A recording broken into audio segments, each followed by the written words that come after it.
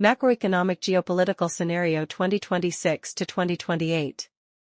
In December 2023, I wished my readers a happy 2026 in my articles because the global probabilistic macrovector indicated at least 2 years of metastability, meaning a systemic oscillation triggered by a world shift marked by multiple discontinuities, which could have led either to catastrophic configurations or to a new stabilization. The updated scenario recently produced by my think tank, Stratematica, now assigns a lower probability to the worst-case outcome over the next 3 years, and a higher probability to the best-case one, although the latter needs to be redefined.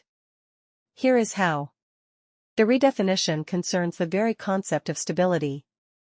Both kinetic wars between major powers beyond the local threshold and nuclear escalation, as well as economic conflicts severe enough to block international trade to the point of triggering a global mega-depression, are unlikely. However, an extension or continuation of subthreshold conflicts is probable. Therefore, even in the best-case scenario, the system will not return from metastability to stability and reduced uncertainty. Instead, it will evolve toward a new configurational model. Identifying this model is extremely difficult, because it would require integrating two opposites, continuity and discontinuity, but a mathematically expressible surrogate has been identified.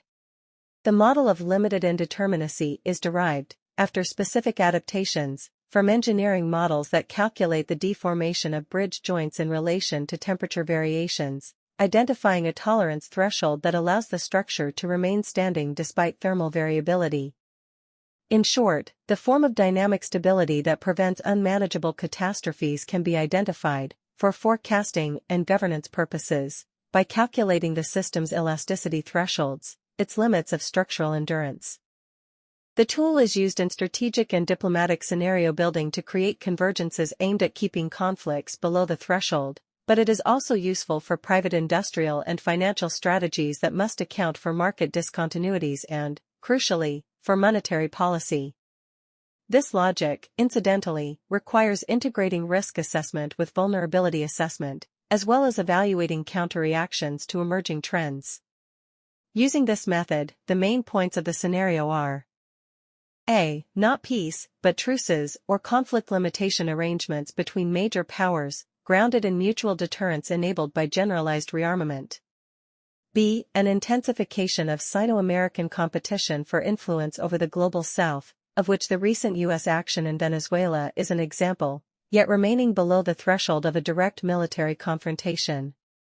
C. An evolution of warfare that drives accelerations in the technological revolution within the civilian sector, and vice versa. Until 2028, a form of dynamic stability is likely, based on reciprocal deterrence between democracies and authoritarian regimes, which would sustain financial optimism while also providing the necessary time for adaptation to the ongoing global transformation.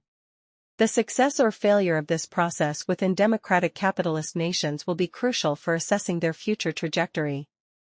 Therefore, I hope, and strongly recommend, that democracies avoid wasting time defending outdated models and concepts, and instead allow a realistic, forward-looking, and majority-driven strategic mindset to emerge, which I call Nova Pax. More updates to follow.